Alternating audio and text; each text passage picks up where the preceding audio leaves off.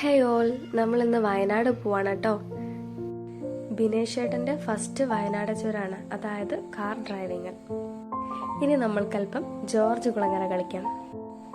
ചുരം കയറി എത്തിയപ്പോൾ ഞങ്ങൾക്ക് നല്ല രീതിയിൽ ഒരു ബ്ലോക്ക് കാണുവാൻ സാധിച്ചു.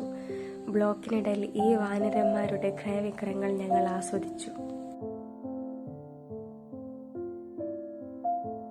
ബ്ലോക്കിൽ നിന്നും ഞങ്ങളുടെ വാഹനം ചെറുതായിട്ട് നീങ്ങി തുടങ്ങിയപ്പോൾ അമ്പരചുംബികളായ പടുകൂറ്റൻ വൃക്ഷങ്ങളെയും പച്ചപ്പിന്റെ മനോഹാരിതയും ആസ്വദിച്ചുകൊണ്ട് ഞങ്ങൾ യാത്ര തുടർന്നു.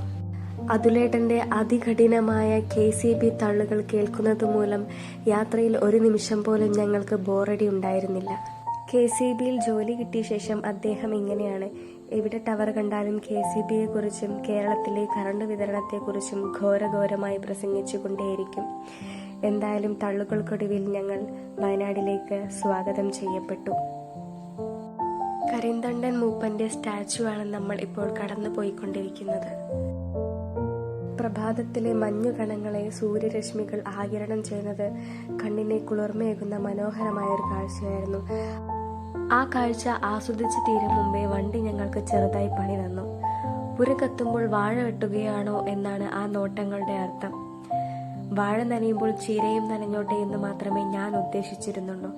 എന്തായാലും കൂട്ടത്തിൽ ഒരു ഓട്ടോമൊബൈൽ എഞ്ചിനീയർ ഉള്ളതുകൊണ്ട് മറ്റൊരു വർക്ക്ഷോപ്പ് തേടി അലയേണ്ട ആവശ്യം ഞങ്ങൾക്ക് വന്നില്ല.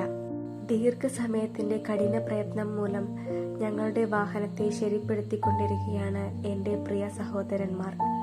യാത്രക്കിടയിൽ ഇങ്ങനെ സംഭവിച്ചാൽ നമ്മൾ എന്തു ചെയ്യും? മുന്നിലെ റോഡിലൂടെ അതിവേഗത്തിൽ ചീറിപ്പാഞ്ഞു പോകുന്ന വാഹനങ്ങളെ നോക്കി ഇളിച്ചുകൊണ്ട് നിൽക്കണം. മണിക്കൂറുകളുടെ യാത്രക്കൊടുവിൽ ഞങ്ങൾ ഡെസ്റ്റിനേഷനിൽ എത്തിച്ചേർന്നു. വണ്ടി പാർക്ക് ചെയ്ത് പുറത്തേക്ക് ഇറങ്ങിയപ്പോഴാണ് എൻ്റെ ക്യാമറ കണ്ണുകൾ ഇവനെ ഒപ്പിയെടുത്തത്. ഇനി കാലുകൾക്ക് ഒരൽപ്പം വ്യായാമം ആവശ്യമാണ്. കാൽനടയ്ക്കൊടുവിൽ നമ്മൾ എത്തിച്ചേരുന്നത്